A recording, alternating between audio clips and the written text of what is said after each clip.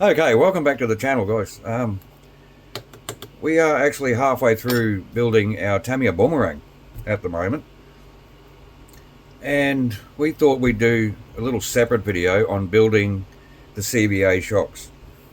Now, we are not experts on building these shocks, definitely not experts on tuning them, but we thought we'd just do a separate video, a little short video, just on assembling the shocks themselves.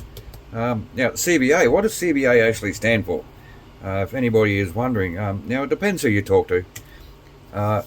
You'll either hear constant volume adjustable shocks, or you'll hear constant viscosity adjustable shocks. So, whichever either of those two things mean, that's basically what CVA stands for. You're getting a constant amount of oil flow between the piston and the body, and that oil flow is regulated by actual holes in your pistons.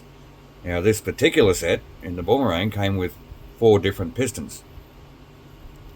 One has no holes, so that means your shocks are going to be really hard. A single hole, 2 holes, and this one with 4 big holes in it, so your shocks are going to be really soft. At least I think that's what that one's for. I have to measure it, see if they're the same thickness. But anyway, you can adjust the strength of your dampening in the shocks by using different pistons. So we are just going to go with the kit suggested 2-hole piston, and we're just going to build the front shock of the boomerang because the rears are exactly the same, they're just different lengths. So we are going to start with the piston rod itself. Now you have to install these E-clips into those grooves on the piston rod. Now I suggest you start with the bottom groove, because this makes it really easy to, and I don't know if you're going to see it, it's slightly out of camera, but you can sort of see what I'm doing. That lets you just lean it on the bench and you can snap that E-clip on nice and easy, and then you can fit your piston. These pistons are symmetrical, so they can go either way. And then with your second E-clip, the piston actually helps hold it in place. You could do this the other way around, I guess, but I've just always done it this way. And now the tricky part, you need to hold onto that E-clip from one side and the piston rod on the other side, and that just snaps on nice and easy like that. Always make sure you can spin the E-clip around the shaft after it's attached. If you can't spin it easily, it usually means the E-clip isn't all the way seated. So everything moves nice and freely there.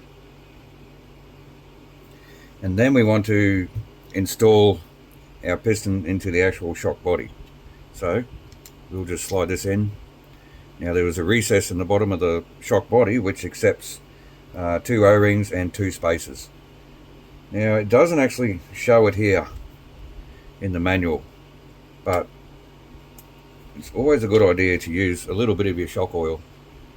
I have a bunch of half-empty shock oil bottles, so I'm going to use them. Okay, so we have an O-ring first.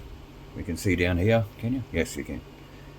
An O-ring, a spacer, an O-ring, and then a spacer. So we have our spacer, another O-ring, and another spacer.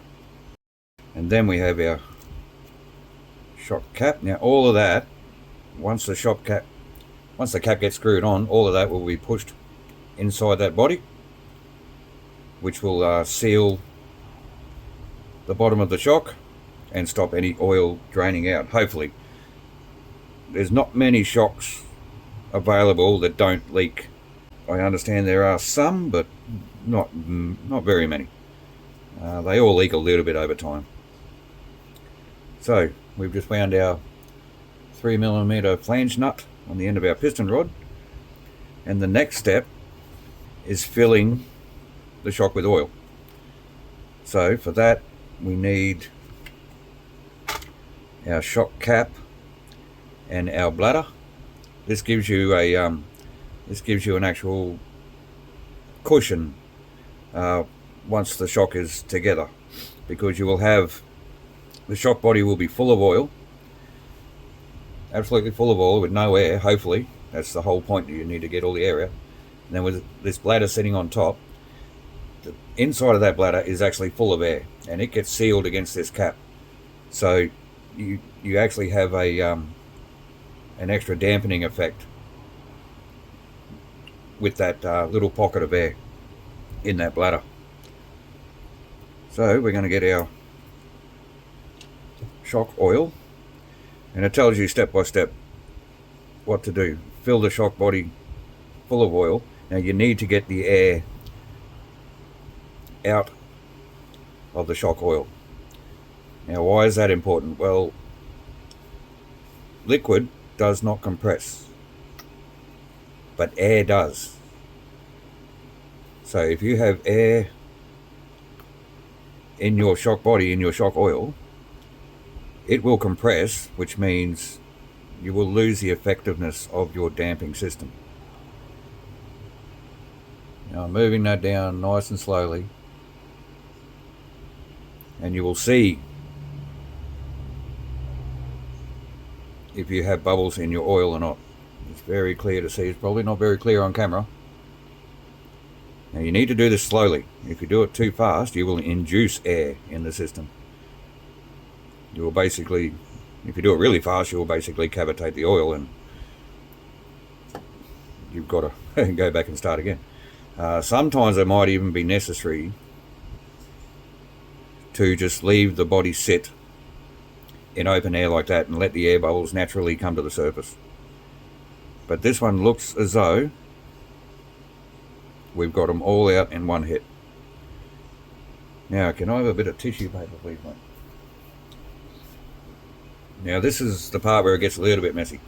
You don't need to fill the shock all the way up to the top, but pretty close to the top is where you want it, because now you're going to install your bladder, your little rubber bladder there.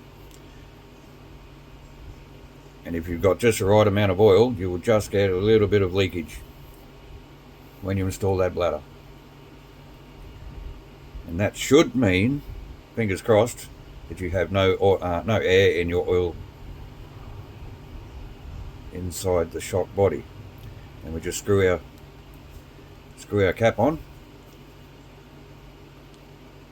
We use the top and bottom caps for a bit of grip, because they're knurled, and we can wipe up our excess oil,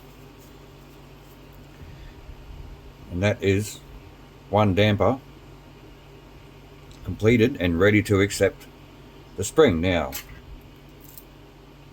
the spring is the easiest part. You just slide onto the body, and I believe these caps are pre-threaded for M3, and yes, they are. So they just wind on nice and easy. You'll get to the point where they tighten up on the shaft, so just grip the shaft just that little bit. That's nice. Well, it's not nice and tight yet. Tamiya actually supplies you with a spanner for that M3 nut, so it's just a matter of holding the bottom of the shock and just putting some tension on that nut, and that should never come undone. And that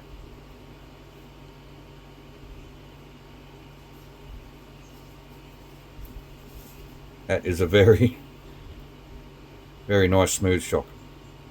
You can see the dampening effect that it has under the spring. Now you can adjust your spring tension, obviously, with these spacers that they give you. They give you a few different size ones to go from hard to soft. But that is just a quick video on how to assemble your CVA shocks. They're pretty much all the same, really, for your Tamiya cars.